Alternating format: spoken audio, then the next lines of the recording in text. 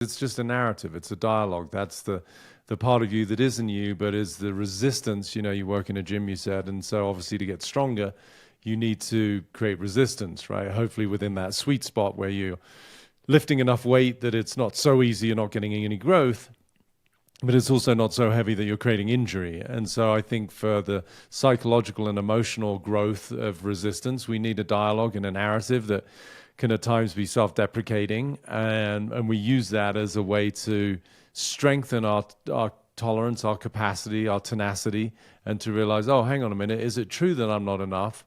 No, I did the best I could. It doesn't mean I'm perfect. Nobody is. But it's through that understanding that you develop the compassion and the surrender to the fact that everything that's transpired to this point can be any different because it isn't. And that includes how you parented or how you didn't parent. And there's just such a beautiful, coming back to that word, sense of peace in that. That, you know, that's one of my most popular quotes. I say, what happened, happened, and it couldn't have happened any other way because it didn't. And talk about a way to reconcile history, which is what most people are dragging around, constantly trying to fix. You know, it's a futile task. It is, yeah. Yeah. So what are the, like, when you go about working with somebody to like unravel some of these things, are there certain like modalities that you pull from, or like what's like the strategy that you generally take to kind of get to help somebody walk through a process where they can find that peace?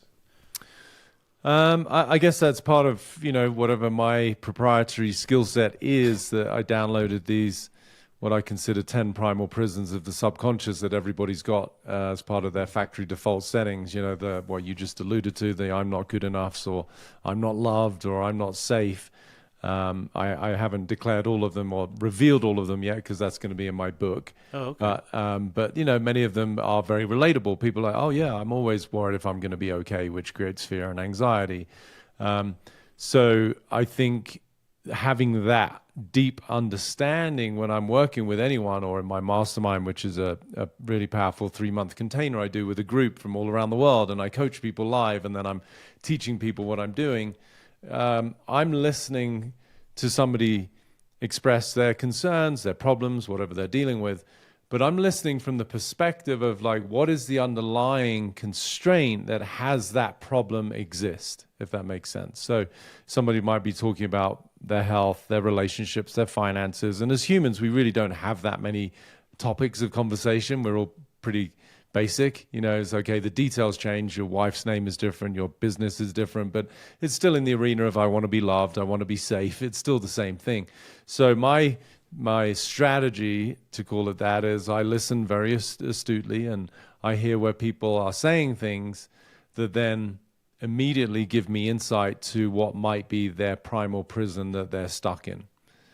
And then my job is sort of like a magician to reveal the constraints, ideally from their own perspective. So I'll ask very thought-provoking questions to help them see, oh wow, shit, yeah, I've thought like that since I was 3 or 4.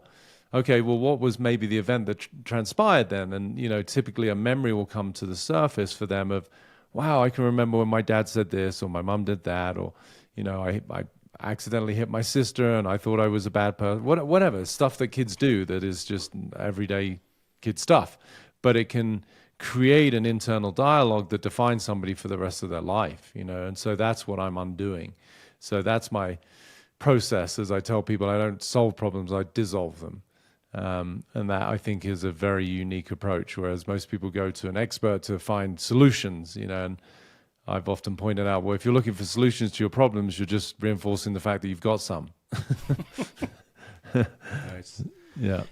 Yeah, I think I went through definitely a process like that over the years, maybe, you know, not in a like quick kind of compact session, but just fumbling through it myself, I guess. And a lot of it stemmed from like finally quitting drinking, so that I could even have the clarity to like look back at the younger self and see, oh, I see. Like, and I would get those memories. Like, I remember this memory would come up where I'd be at the doorstep and my dad would have his like suitcase in his hand and he was leaving, and I could like see myself as like a 5-year-old watching that unfold, like confused, like what's going on.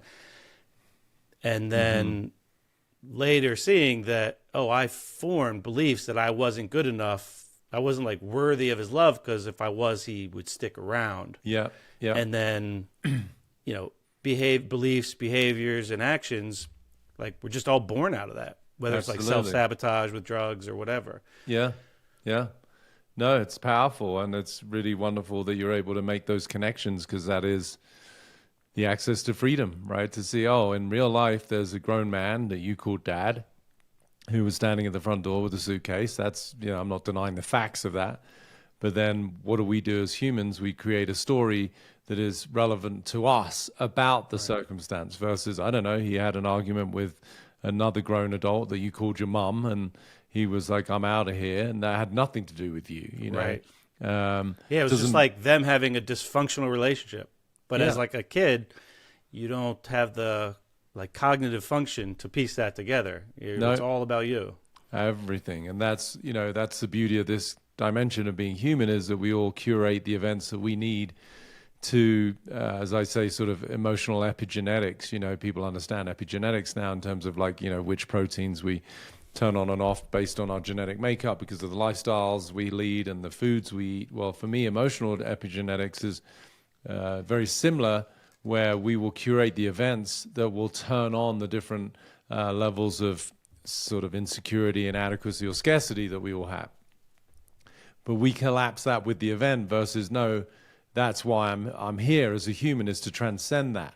I arrived thinking I'm not good enough, and so your soul, without sounding too esoteric, generated the circumstances so that you could feel that, so that eventually you could get beyond it. And that is, as far as I'm concerned, the raison d'etre of being human, is to break free from the constraints with which we arrived, is the way that I phrase it.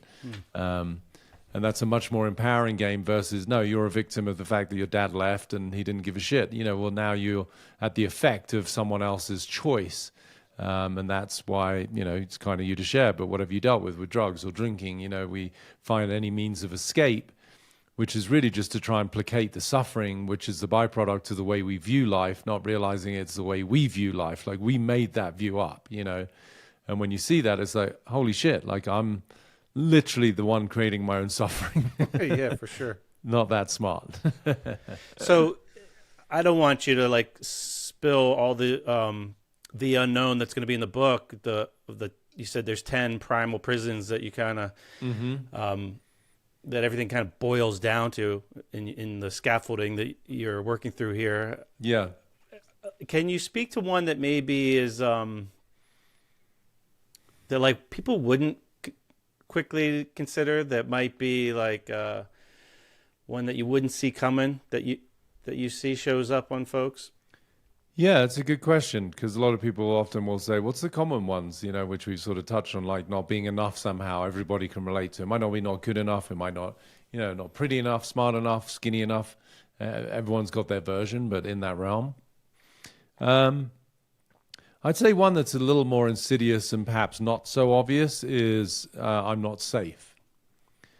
And it plagues women way more than men, but it's still there. It just manifests in different ways. For women, it's, relatively obvious why a woman might feel that, given centuries of abuse from men over the years, witches being burned at the stake, to obviously, sadly, rape and sexual abuse that has happened for centuries towards women, to even now, a woman leaving a dinner party and it's dark and she's walking to her car, she's going to feel, relative to a man, much more scared, because what if there's a guy walking down the same side of the sidewalk? It's sad, but the not safe, it's insidious because it's become, again, normalized. Like, don't talk to strangers, we tell kids, right? Like, which is a subtle way of saying the world is dangerous. I'm not saying it's not good advice, but it's the subtext that gets imprinted into kids' minds is, you just got to be really careful where you go and who you talk to. And again, I'm not saying that isn't the case, but it's really a sad reflection on the society we've created. So feeling not safe or a feeling of insecurity generally is where a lot of people struggle with anxiety, social anxiety, fear.